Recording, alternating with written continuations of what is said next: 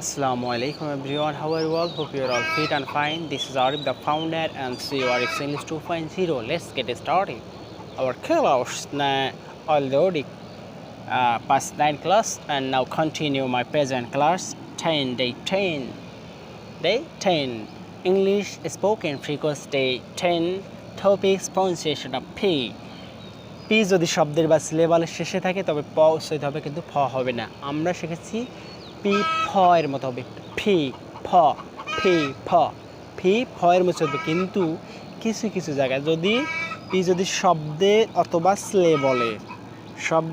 সিলেবলের শেষে থাকে তবে প উচ্চারিত হবে, কিন্তু খ হবে না। Close.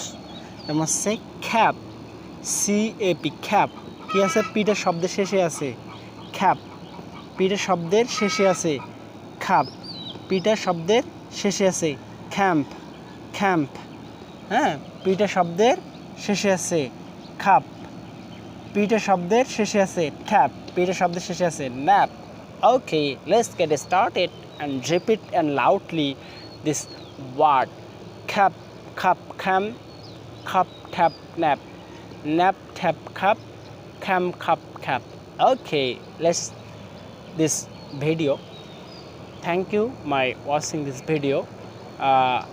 Our this day tense or repeat our previous class, next class, and 1 to 10 day repeat our class, and most only a student and you past class and repeat our lesson, because your mind memorize and you remember it.